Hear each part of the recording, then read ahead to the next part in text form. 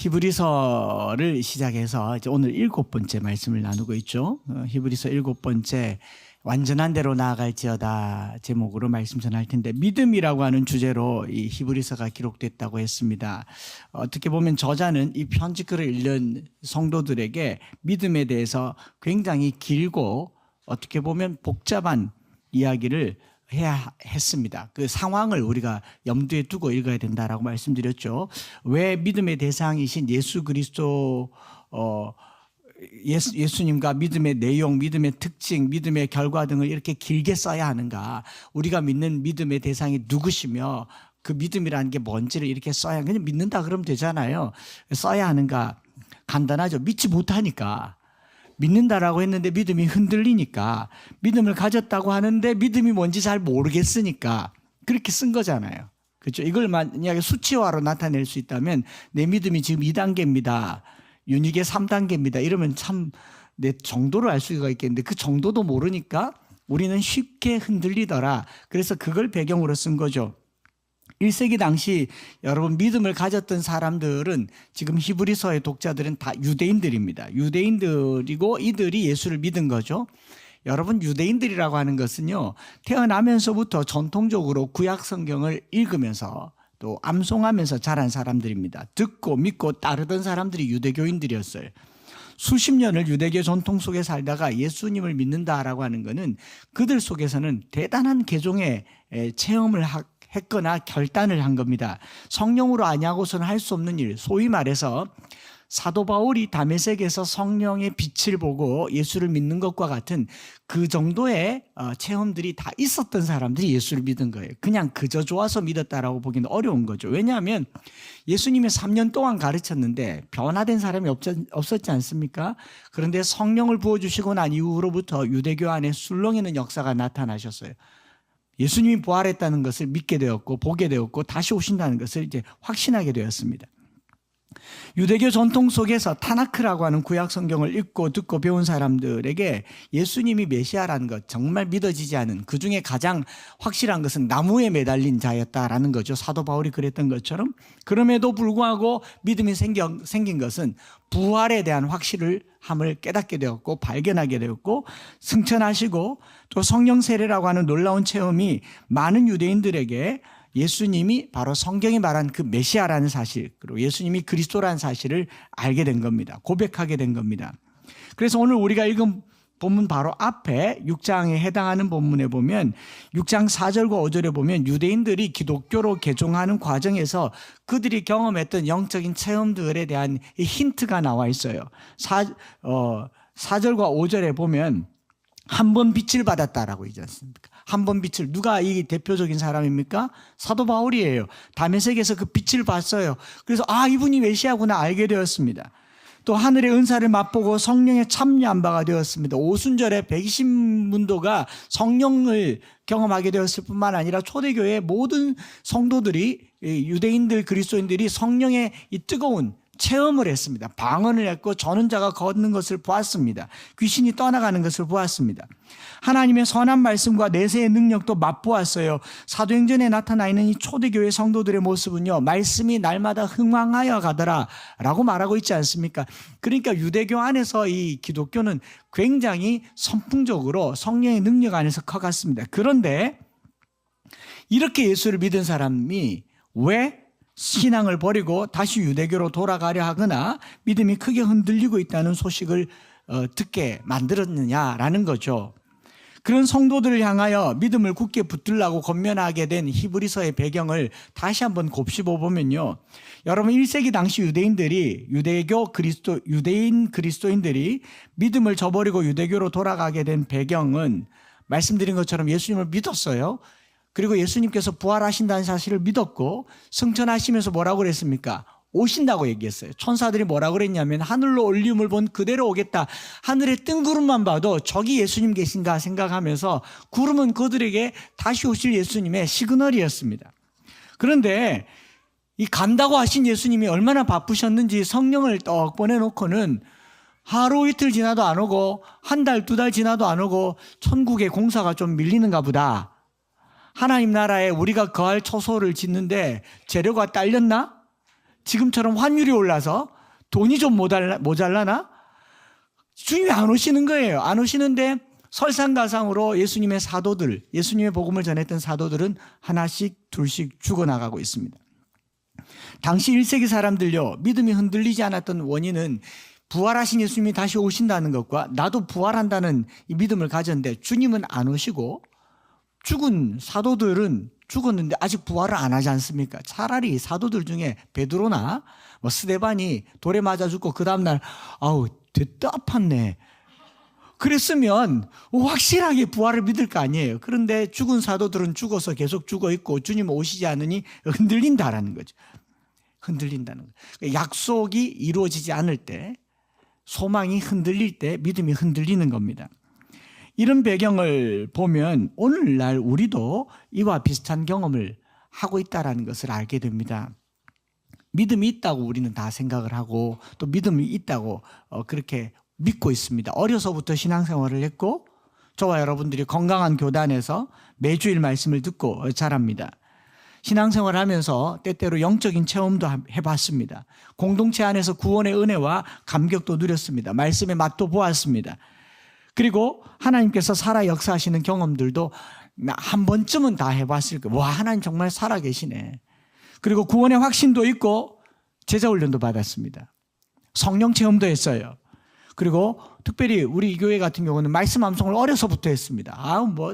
천절 암송한 친구 얘기를 들어보면 한 300절은 죽어도 안 잊어버리겠다. 치매가 와도 그건 안 잊어버리겠다고 자신만만해 합니다. 내가 죽기 직전에 꼭 물어볼 거예요. 300절 확인할 건데. 나름 좀한 사람들이 다 모였는데 왜 믿음이 흔들리냐는 거예요. 안 흔들리십니까? 라고 물어보면 대답할 말이 없죠. 믿음이 흔들린다라고 말하는 이유, 감히 자존심 상해서 당신 믿음 괜찮습니까? Are you okay? 라고 물어보면 okay라고 말할 만해요. 누가 말하기를 내 마음 변함없어요, 내 믿음 변함없어요 라고 말할 만하지만, 그런데 누군가가 와서 히브리서 기자의 말처럼 당신 믿음의 초보야 라고 말하면 굉장히 기분이 안 좋을 것 같아요. 그렇지만 돌아가는 길에 불안하기도 할 것 같아요.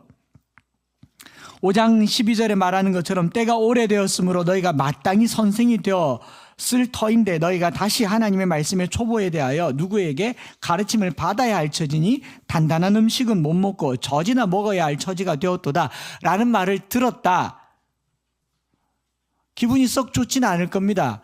그리고 다행스럽게 우리는 교회를 오래 다닌 분들은요, 직분이라고 하는 포장지까지 더 씌워서 내 믿음이 안전하다라고 착각하는 장치들이 많아요. 믿음의 전선이 괜찮은 것처럼 자기를 숨길 수 있는 포장지가 많아요. 모태신앙, 몇 대, 특별히 건강한 교회, 우리 교회. 이쯤에 아멘 할 법도 한데, 목사님 좋은 분,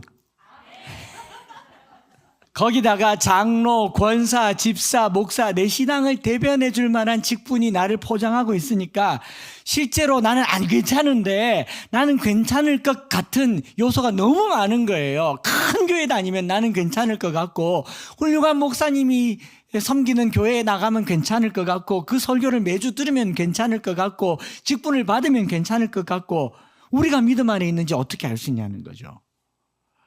믿음이 있습니까? 이런 질문을 하는 게 아니죠. 아니라 하잖아요.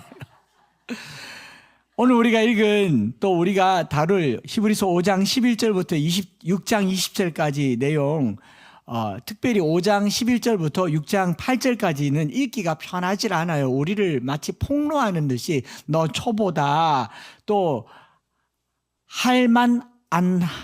할만하안이란 말 요즘 많이 쓰는 표현 중에 있습니다. 들어봤어요? 할 말은 많지만 하지 않겠다. 여기 나와 있잖아요. 내가 너희들한테 할 말이 많은데 너희가 모르니까 안 말하겠다. 이런 말도 쓰죠. 또 믿음의 초보, 무시당한 느낌도 들고 경고의 강도가 더 셉니다. 어느 정도 세느냐. 6장 5절과 6절에 보면요, 하나님의 선한 말씀과 내세의 능력을 맛보고도 타락한 자들, 타락했다라고. 그런 자들은 다시 새롭게 하여 회개할 수 없나니 이는 그들이 하나님의 아들을 다시 십자가에 못 박아 드러내놓고 욕되게 함이라. 더 나아가서 8절에서는요. 만일 가시와 엉겅퀴를 내면 버림을 당하고 저주함에 가까워 그 마지막은 불사람이 되리라. 이런 경고성 메시지를 막 날리니까 듣는 우리가 안 편하죠.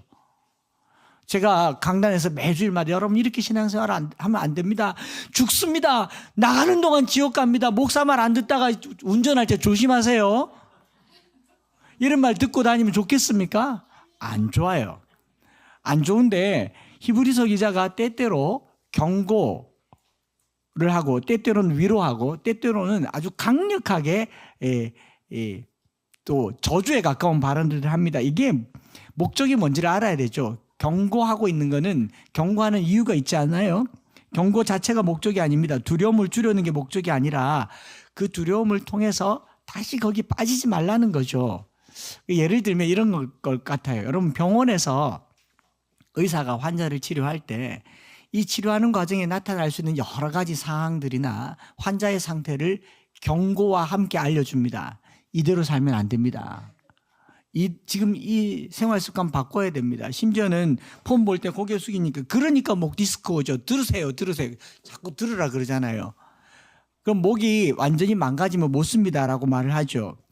의사가 경고할 때 당신 자세 보니까 막 택도 없네. 오지 마세요 우리 병원에. 그렇게 하려면 하는 의사 봤습니까? 없잖아요. 이대로 두면 큰일 나니까 회복하라고 하는 말이죠. 그래서 무서운 경고를 하면서까지라도 의사가 환자들에게 바라는 건 뭐예요? 적극적으로 치료하라는 말입니다. 적극적으로 치료하라. 의사가 환자에게 이렇게 말하면 어떻겠습니까? 딱 진단하니까 암입니다. 6개월밖에 못 삽니다. 진단서에다가 처방전에다가 6개월 후 사망 가십시오. 이런 처방전 보신 적 있어요? 아니죠. 지금부터 6개월, 이대로 가면 6개월이니까 어떻게 하라고요? 6개월 동안 열심히 치료하라고. 열심히 병원 오고 열심히 약 먹고 의사가 시키는 대로 열심히 해서 6개월이 6년 되고 6년이 60년 되게 하라. 이 말이잖아요. 그게 경고지 않습니까? 경고를 듣고 기분 나빠하면 아무 일도 일어나지 않습니다. 그러나 경고를 듣고 그게 내게 경고가 되면 순작용이 나타날 줄 믿습니다. 제가 오늘 여러분들에게 하는 말이 경고처럼 들리면 미워하지 마시고 왜 저러나 들어보시고 잘 되어서 믿음의 장성한 분량에 이르기를 축복합니다. 이 말 하려고요. 여러분 지금처럼 살면 그리스도의 도의 초보입니다. 봐요, 얼굴 벌써 안 좋잖아요. 길 가다가 요즘은 그런지 모르겠는데 길 가다가 물을 누가 이렇게 묻는 사람이 도를 아십니까? 좀 알죠? 라고 얘기했는데 그 사람이 당신 도의 초보입니다. 이렇게 말하면 기분이 안 좋아요. 제가 여러분들에게 이렇게 말할 수 있습니다. 장로님이시긴 한데 초보입니다. 아직. 또 여러분들과 신앙생활을 하면서 내가 교회 다니긴 다니는데 주일날만 겨우 나가는 나이론입니다. 이렇게 얘기하고 제가 모태신앙이라서 못합니다. 그러면 제가 이렇게 대답해 주면 어떻게 곧 타락하여서 회개할 기회도 없겠군요. 사요나라. 안 좋죠. 이게 목적이 아니라고요. 히브리서 저자는 이런 상황들을 오픈하면서 성도들을 적극적으로 권면해서 믿음의 자리로 이끌려고 하는 거예요. 그래서 여러분들이 이 본문을 읽으면서 내 믿음의 위치를 알고 내가 믿음을 어떻게 이끌어서 장성한 분량에 이르게 될 것인가 고민하여서 한 주간 동안 조금 더 잘하기를 축복합니다. 그래서 권면하는 내용을 살펴보면 첫 번째로 그리스도의 도의 초보를 버리라라고 1절에 기록되어 있죠. 그러므로 우리가 그리스도의 도의 초보를 버리고 그 도의 초보가 뭔가 보면 그 다음에 죽은 행실을 회개함과 하나님께 대한 신앙과 세례들과 안수와 죽은 자의 부활과 영원한 심판에 관한 교훈의 털을 다시 닦지 말고 이거 뭐 복잡하게 다 생각할 거 없어요. 제가 쉽게 잘하지 않습니까? 물 타는 것도 잘하고. 이게 무슨 말이냐면요. 신앙생활 하면서 기초적으로 하는 것들 아주 기본적인 것들입니다. 요즘 치면 새가족 공부, 뭐 제자 훈련할 때 구원의 기초 이런 것들이겠죠. 사형리 이런 것들이고 교리 공부 이런 것들이겠죠. 소요리 문답, 대요리 문답 이런 거겠죠. 졸신나간 목사님들은 엄청 이런 말 들으면 싫어할 텐데 교리 버리고 와 공부 덜 해도 되겠네요. 그래서 버리란 말이 뭐냐? 봤더니 그런 버리라란 말이 아닙니다. 너무 쓸데없으니까 보지 말라란 말이 아니더라라고요. 이거 버리면 안 돼요. 여러분 죽은 행실을 회개하고 하나님을 믿는 거 버리면 됩니까? 안 됩니까? 안 되죠. 세례와 안수, 죽은 자의 부활, 영원한 심판에 관한 교훈에 더 버리면 안 돼요. 버리면 안 되는데 이게 왜 버리라고 말했는가를 헬라어 사전에서 찾아보니까 버린다라는 말, 이 아피에미라는 말은요. 사전적인 뜻으로 어떤 자리를 떠난다라는 동작의 개념이에요. 내가 물건을 버린다가 아니라 내가 그 위치를 떠난다라는 개념에 훨씬 더 가까운 사전적 의미입니다. 어디서 사용됐는가 봤더니 마태복음 4장 20절에 예수님께서 베드로와 동생을 불렀어요. 불렀더니 그들이 곧 그물을 버려두고 예수를 따르니라 라는 표현을 할 때 아피엠이라는 말을 썼어요. 배와 그물을 버렸다가 중요한 게 아니라 누구를 따랐다? 예수를 따르다. 예수님을 따르기 위해서 이 위치를 떠나는 것을 아피엠이라고 얘기합니다. 즉 우리가 신앙의 초보라고 하는 건 뭐냐면 예수 믿으면서 처음에 가졌던 구원의 확신과 그리스도의 십자가의 그 은혜와 죄사함과 부활과 다시 오심에 대한 그것을 버리라라는 것은 쓸데없다가 아니라 거기에서 더 나아가기 위해서 한 걸음 더 다가서라 이 말입니다. 그냥 십자가만 붙들어라 이게 아니라 거기서 더 나아가라라는 거죠. 성화에 이르라라는 말입니다. 그래서 도의 초보를 버렸다라는 말은 그것이 나쁘기 때문에 쓸데없기 때문에가 아니라 거기 머물러 있지 말고 더 발전하기 위해서 거기를 떠나는 것, 그것을 초보를 버리라, 도의 초보를 버리라라는 말입니다. 아이가 어려서부터 셈에 능해가지고 덧셈 뺄셈을 너무 잘해요. 그래서 수학 천재인 줄 알았습니다. 문제집을 10장을 주면 10장을 다 푸는데 하나도 안 틀려요. 초등학교 1학년 때 9구단을 가르쳤습니다. 9구단 1단도 하기 어려운 1학년이 9단까지 다 했어요. 너무 잘해요. 6년 동안 아주 수학을 잘했습니다. 그리고 중학생이 됐어요. 중학생이 됐는데 이 아이가 덧셈 뺄셈을 잘합니다. 너무 잘해요. 10장을 줬는데 10장을 다 풀어요. 수학 천재인 줄 알았어요. 초등학교 1학년 때 하던 것을 놓치지 않고 아직도 잘하고 있습니다. 잊어버리지도 않아요. 고등학생이 되었습니다. 이 아이가 덧셈 뺄셈을 너무 잘해요. 모습을 까지 말라.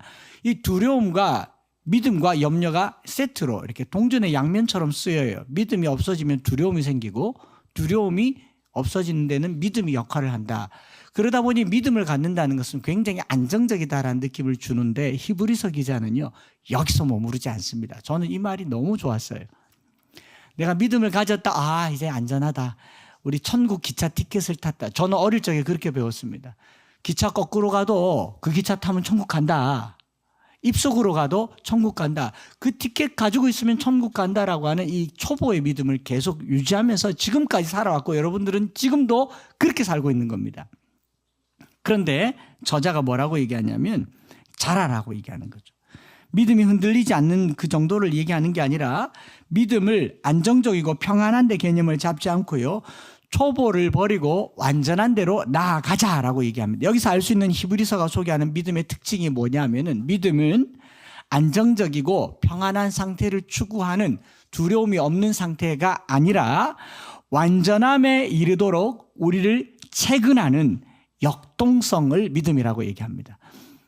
다시 말씀드릴까요? 믿음은 내가 믿음을 가져서 편안하다, 천국이 보장되었다, 이대로 죽어도 나는 걱정 없다가 아니라 믿음이 내 안에 있다라는 말은 내 안에서 계속 생명을 향해서 더 자라도록 나를 채근하는 역동성, 다이나믹한 것이 믿음이다라는 것을 믿으시기 바랍니다. 머무르지 말고 자라야 한다라는 거예요. 여러분 믿음은요 하나님께서 내게 주신 선물이에요. 이 겨자씨만한 믿음이 내게 왔지만 내 안에서는 어떻게 해요? 생명력을 가지고 자라는 겁니다. 잘하시기를 바랍니다. 잘 하시기를 바랍니다. 자라야 돼요. 하나님에게서 시작된 이 믿음이 내 안에선 생명이 되고 머무르지 말고 자라라라고 하는 거예요.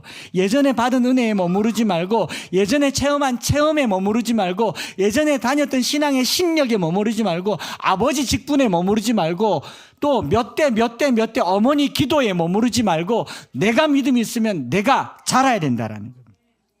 그래서 계속 같은 말로 하고 있는 게 자라라, 붙들어라 이렇게 얘기하잖아요. 저는 제가 목회자로서 두려운 것 중에 하나가 있다면 아마 이런 걸 것 같아요. 잘하지 않는 것. 제가 잘하지 않는 데 대한 상처가 아주 깊어요. 언제부턴가 잘하지 않는데, 그 언제가 너무 오래됐는데, 중학교 때 이후로 매일같이 재 보는데 매일같이 잘하지 않아요. 기지개도 펴보고 발에 물도 뿌려보고 콩나물 국군 지금도 먹고 있고 안 자라요. 나이가 들었어. 근데 사도 바울이 말한 것처럼요, 속사람은 날로 새롭게 자라야 됩니다. 목회자가요, 나이가 들어서 안 자라면요 계속 같은 말만 합니다. 성도들이 지쳐요. 제가 만약에 그럴 것 같으면, 제가 잘하지 않을 것 같으면요, 그동안 한 설교 중에 베스트 설교만 틀어놓는 게 더 안 낫겠습니까? 조회수가 11만 명이나 되었던데요. 제가 평생 할 설교 그 한 번으로 다 한 것 같아요. 이제 안 해도 될 것 같아요. 그게 아니지 않습니까? 저는 잘하고 싶습니다. 잘하고 싶어요. 코로나가 우리에게 던진 가장 큰 유혹이 뭐냐면, 교회를 잠깐 쉬었는데도 괜찮은 거예요. 그리고 집에서 예배 드리는데 괜찮은 거예요. 주말에 멀리 좀 다녀도 괜찮은 겁니다. 여행을 가고 놀러 다녀도 괜찮은 거예요. 그리고 교회에서도 헌금도 안 줄었어요. 괜찮은 거예요. 가상현실 시대가 열리니까 신앙도 가상신앙 시대가 됐습니다. 여러분, 그거 가짜입니다. 진짜라고 볼 수가 없습니다. 속지 마세요. 히브리서 5장에서는 그런 신앙을 뭐라고 얘기하냐면, 듣는 것이 둔함으로 하나님의 말씀의 초보, 젖이나 먹어야 할 자가 되었다라고 합니다. 듣는 것이 둔하다. 유튜브 조회수가 꾸준히 오르는 내용들은 다 간증이에요. 경험담입니다. 위로받았다고 합니다. 감동받았다고 합니다. 도전받았다는 얘기가 없어요. 우리가 믿음의 완전한 대로 나아가기 위해서 애를 쓰고 노력하라라는 내용의 본문에 글이 있습니다. 11절과 12절에 이런 표현이 있죠. 우리가 간절히 원하는 것은 너희 각 사람이 동일한 부지런함을 나타내어 끝까지 소망의 풍성함에 이르래. 동일한 부지런함이라는 표현을 씁니다. 아우텐 스푸덴이란 말을 썼는데, 제가 부지런함이라고만 써서 몰랐는데, 이 부지런함이란 말의 원어의 뜻은요 뭐냐면 effort입니다. expend energy and effort. 힘을 쓰는 거예요. 그냥 성실한 정도가 아니라 애를 쓰는 거예요. To be eager라는 표현 쓰죠. 이거는 이글거리는 거를 eager라고 하죠. 이거 말고요, 내 안에 이글거리는 에너지를 스푸덴이라고 얘기합니다. 우리가 믿음을 가졌다라는 것은 믿음이 내 안에서 계속 크고 싶어서, 아이가 성장기에 성장통 하려면요, 아파하면서 계속 기지개를 펴고 우리는 찌부둥해서 기지개를 펴지만 아이들은 크려고 생명이 역동하잖아요. 우리 엠마오교회 성도들이 말씀으로 커가면서 매일같이 믿음의 역동이 일어나기를 축복합니다. 이게 동일한 부지런함이에요. 우리 신앙생활에 이 부지런함이 회복되기를 원합니다. 누가 말하지 않는데 예배의 자리를 사모하고, 누가 요청하지 않는데 기도의 자리를 사모하고, 누가 뭐 시키지 않는데 성경을 사모하는 이런 부지런함이 우리를 믿음의 장성함에 이르게 하더라라는 겁니다. 그 반대 표현이 뭐냐면 게으르지 아니함. 이 게으르지 아니함, 이게 노스로이라는 표현도 그 게으르다라는 말인데, 뭔가를 얻는데 레이지하다인데, 이 단어가 어디 써있는가 봤더니 5장 11절에 듣는 것이 둔함으로라는 말이, 노스로이라는 말을 똑같이 썼더라고요. 그러니까 둔하다는 말이 그냥 둔한 게 아니라 게을러진 거예요. 신앙생활이 게을러진 거라고요. 여러분, 이게 경고로 들리기를 바랍니다. 게을러지지 말아야 됩니다. 신앙생활은요, 제가 시켜서 할 거면 여러분 제 사람이고, 내 마음의 믿음이 원하는 대로 커가면 큰 사람이 될 겁니다. 몰라서가 아닙니다. 못 배워서가 아니고 너무 오랫동안 머물러 있다 보니까 둔해져요. 나이가 들면요, 혀가 둔해집니다. 그래서 맵게 먹고 짜게 먹어요. 어른들이 음식이 맵고 짠 거는 원래부터가 아니라 둔해져서 그렇습니다. 우리 어머니들이 뜨거운 걸 막 잡잖아요. 둔해져서 그래요. 손이 감각이 둔해져서 그렇다고요. 나중엔요, 숨 안 쉬어도 안 답답한 날이 와요. 둔해져서 그래요. 그날이 죽는 날입니다. 살아있으려면 공기 조금만 답답해도 문 열어야 돼요. 예민해야 됩니다. 살아있으려면 말씀이 이게 아닌데 싶으면 얼른 성경 찾아봐야 됩니다. 살아있으려면 가짜인지 진짜인지 분별해야 되잖아요. 연단을 받아서 분별하라고 얘기하지 않습니까? 여러분, 둔해지지 않기를 바랍니다. 게으르지 않아야 분별할 수 있고요. 예민해야, 부지런해야 작은 소리 변화에 감각이 살아있어야 돼요. 여기 음악하는 우리 반주사 선생님은 반음 올리는 건지 한음 올리는 건지 알아요. 그거 어떻게 알아? 그냥 올리면 올리는 거지. 그랬더니 내가 이걸로 먹고 살아야 되는데 그러더라고요. 나이 들면 둔해질 거예요. 큰일 나는 이야기잖아요. 큰일 나는 얘기잖아요. 우리가 찬양하는 친구들, 제가 박자 틀리면 얼마나 부끄럽게 하는지 몰라요. 제가 둔해졌어요. 원래 안 그랬습니다. 원래 안 그랬습니다. 그래 둔하다. 그런데 제 안에 어떤 마음이 생기냐면 잘하고 싶어요.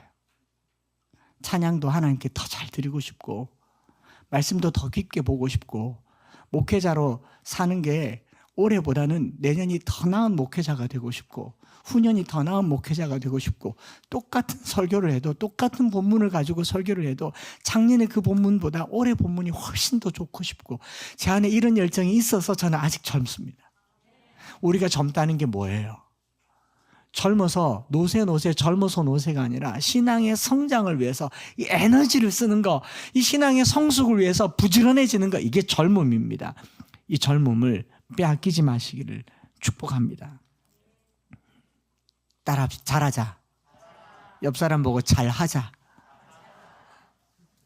마지막 한 가지만 말씀드립니다. 부지런함을 이끌어내는 완전함에 이르도록 하는 이 동기가 있는데, 그게 뭐냐면 소망의 풍성함을 붙들으라라는 겁니다.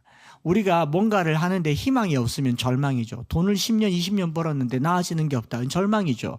그런데 30년, 40년 후를 소망할 수 있어서 오늘 견디는 겁니다. 10년이 아니라 50년, 60년 지나도 마지막 그 한 방이 있다는 걸 믿으면 오늘 절망하지 않죠. 그죠?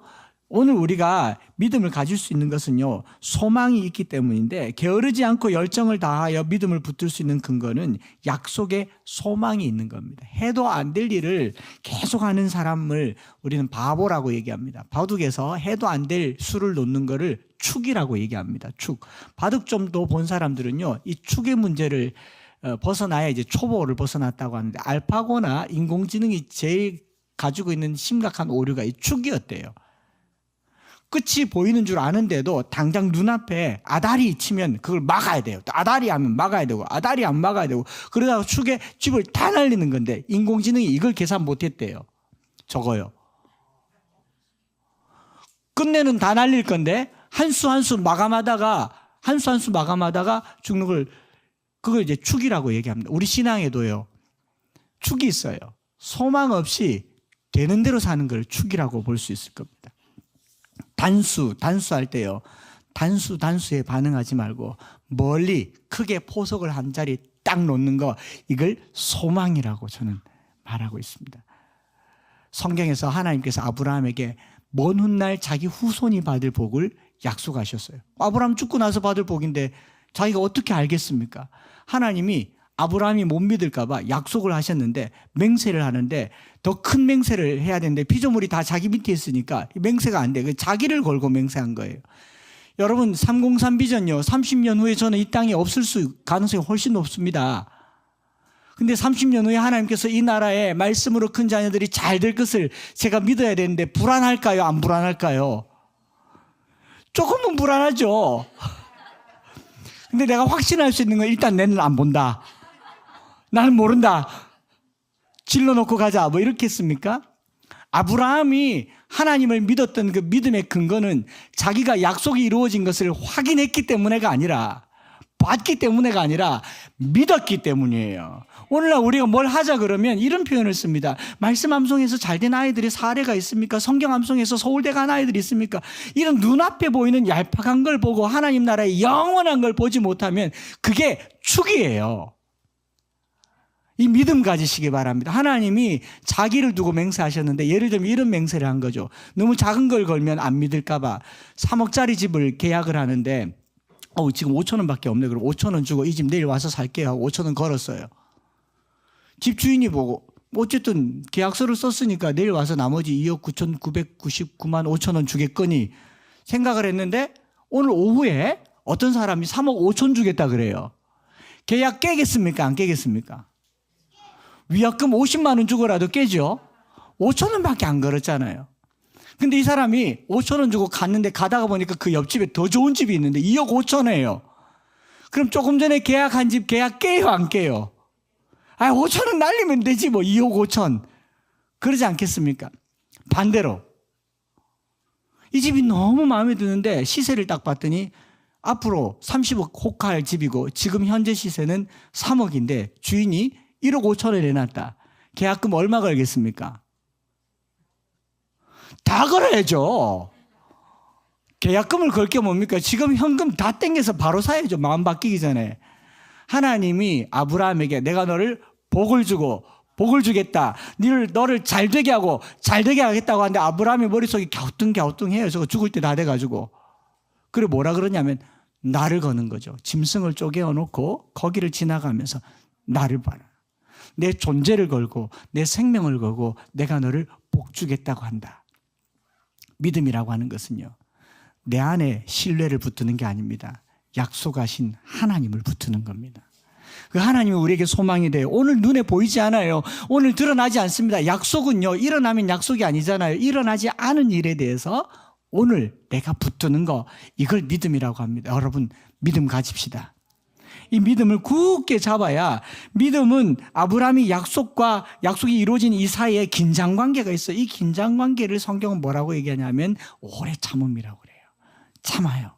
코로나 때도 힘들었고 경제적으로도 힘들고 뭐 정치적으로도 힘들고 뭐가 힘들든지 간에 우리는 영혼을 사는 사람입니다.